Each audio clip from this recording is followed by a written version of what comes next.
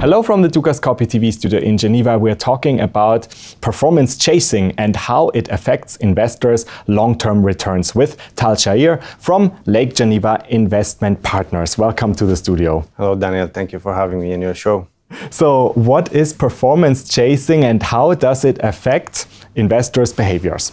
Okay, so performance chasing is a form of investor bias. Investor bias basically is the general view of how investors react to a certain event and how it makes them invest in their money in different ways. So performance chasing is the very simple behavior of investor looking to invest into assets or into strategies that has performed well in the recent period. Okay, so when you sit in your taxi and your taxi driver is asking you which biotech company should you put your money in, you probably know that it's time to maybe take some risk off from the biotech sectors, okay? And it can start from the very unsophisticated investor and actually goes up all the way to the most sophisticated investor, and this phenomena can be actually can show to persist even in pension funds that you would have thought can maybe know better or have a more sophisticated way of how to decide where they're going to put the money in. And how is this bias reflected in practice and how does it impact investors' returns? Okay, so I actually found out a very interesting article that was written by Ang, Goyal and Ilman. And these guys wrote this article just a few months ago and trying to see how pension funds are taking their decision in their investment. And what they found out is that pension funds are also return chasing, okay? So when they see equities, for example, equity market going higher, they will start allocating slowly into equity market. The second thing they found is that in general, markets do trend for a short time of period, but they actually mean revert on the longer period. So at the first year, you might make money from this return chasing, but later on, return will actually diminish. And by keep doing this, you will actually lose money over the long run. And they actually showed that they showed it statistically that this is actually the case. One other thing that I prepared a small chart here, okay, that shows how people or how hedge fund allocators are allocating into different strategies. And here I concentrated on the CTA strategy. CTA is a systematic way of managing through investing in financial futures. And what we see here is actually the blue line represents the price of this index, of the CTA index, and the gray bars are the inflows and outflows of the strategy. And we can see, for example, in 2010 to 2011, people starting to put big inflows into the strategy, again, in bad timing. So later on, the strategy didn't perform that well. After 2014, people are kind of fed up of the strategy, say, okay, it stopped working, let's take our money out of it. And this is exactly when the strategy is coming back to life and performing again. And again, in 2015, people say, okay, CTAs are back, let's put the money in. And that's exactly when CTA actually performed bad. So if you would have followed this type of allocation, you would have lost money for sure because you just average into the wrong timing. Mm-hmm. And how does performance chasing affect the markets?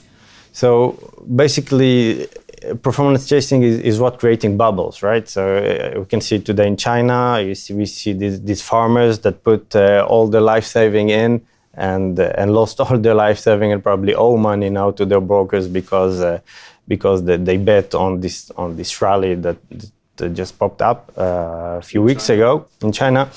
And we can see it also in a more sophisticated markets. Okay, so one market, for example, that in Lake Geneva we follow and we trade is the volatility market.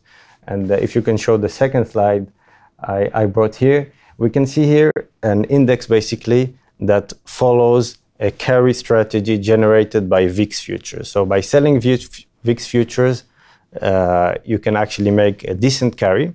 Okay. And this strategy actually worked very decently, starting, if you look, this index started 2006, and it worked perfectly well up to 2010, making money almost every year. And at some point, people actually started to realize that there was maybe made to make easy money into it, and it became so popular that there was actually an ETF issued on it. Okay, and what you can see here is on the moment that this ETF was issued, this strategy basically broke. Okay, so anything that becoming too crowded, that is becoming that too many people are chasing this return, by definition will break or will diminish. So the question would be, what it seems to me that the problem with the performance chasing is not how to get in, but when to get out. And so that sort of the big, you lose a lot of money when sort of the bubble sort of bursts and people want to withdraw. What are learnings, or what can people make, or what are learnings for investors? So how should they avoid performance chasing? Should they now go in all, like a little bit like Warren Buffett, who says, don't do, I just invest in things that are undervalued and sort of wait?